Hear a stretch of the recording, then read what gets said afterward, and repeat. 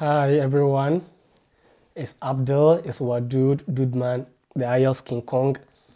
I welcome you all to my YouTube channel, and today we are going to have a wonderful session as far as Ielts is concerned. Now, I would advise everyone to kindly subscribe to our YouTube channel so that whenever we upload a video, you'll get a notification. You can also like the video and share your opinion in the comment section. So today we are going to look at an interesting aspect of the Ielts. In the previous video, I made you understand that the Ielts is divided into 4 modules or components. 1 is the Ielts reading, 2 Ielts listening, 3 Ielts writing, and 4 Ielts speaking. So today I'm going to take one of the modules of the Ielts exams, which is reading. So reading is one of the aspects you will be examined on the exams day. So whether you are writing the Ielts academic or you are writing the Ielts general, you will be examined on reading. Whether you are writing standard Ielts or UKVI Ielts, you will be examined on reading. So today we are going to take the Ielts reading and then go through some aspects of the Ielts reading. So as I said in the previous video, I said that Ielts reading can be likened to English comprehension. And English comprehension is when you have a passage and question. You read the passage and go and answer the questions, or you look at the questions, go to the passage and go and get your answers. So that is just how the Ielts reading is about. But then, you know that anyone going to write Ielts exams is either going to write the Ielts academic or the Ielts general.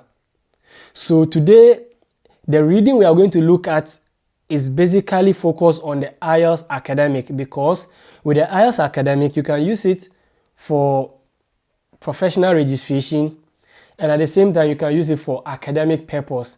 Now, why I am focusing on the academic reading now is because anyone going to write Ielts general can still learn the Ielts academic reading and be able to pass the Ielts general with ease. This is because both academic reading and the general reading are very, very related. But the academic reading even entails more than the general reading. So if you learn the academic reading, you'll be able to pass the general reading and even know more than you just need for the general reading. So if you want to write Ielts general, don't worry, you can still follow the academic reading and you still be able to pass your Ielts general without any issue or problems. So the Ielts academic reading is divided into 3 different parts. So we have part 1, part 2, and part 3. Now part 1 has passage 1, part 2 has passage 2, and part 3 has passage 3. So as you can see on the board, the blue button represents passage 1, the pink button represents passage 2, and the yellow button represents passage 3.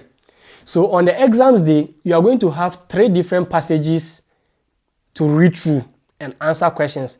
Now the passage 1 of the Ielts reading, the academic, has 13 questions, as you can see on the board.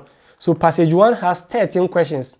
So on the exams day, you read passage 1, and then after reading passage 1, you have 13 questions to answer. Or you can decide to go to the questions, look at the questions, and go to the passage and get your answers. Don't worry about that. When we start looking at the individual aspects, you understand how to go about them. Now, so passage 1 usually has 13 questions. Passage 2 usually has 13 questions too. And then passage 3 usually has 14 questions.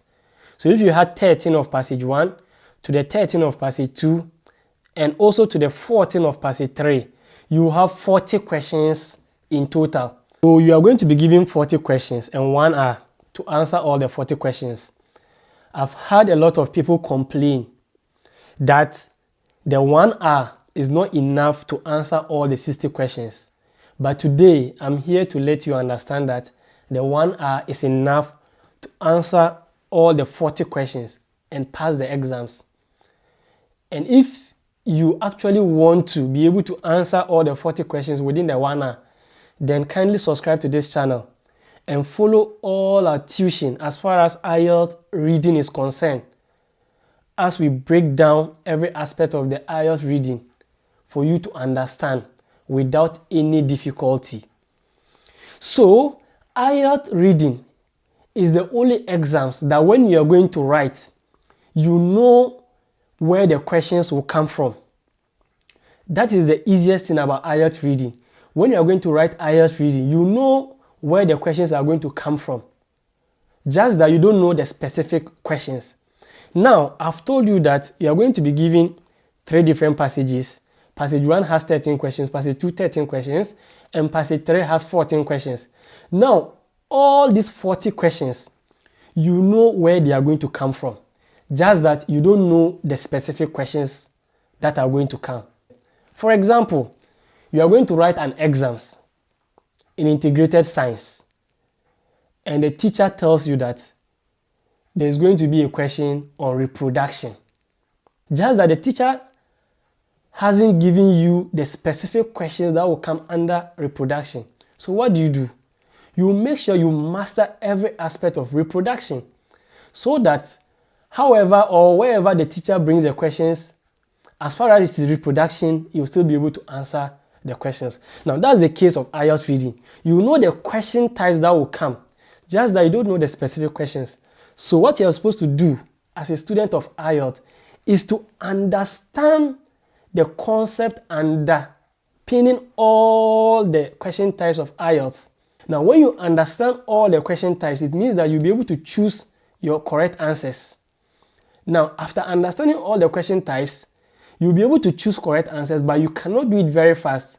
So the next thing you're supposed to do after understanding all the question types is to understand the tricks associated with each of the question types. So the tricks are what will help you to be able to do it very fast. So understanding the concept will let you get correct answers, and understanding the tricks will let you be able to do it fast. So in the end, you'll be able to get correct answers and at the same time be able to do it very fast.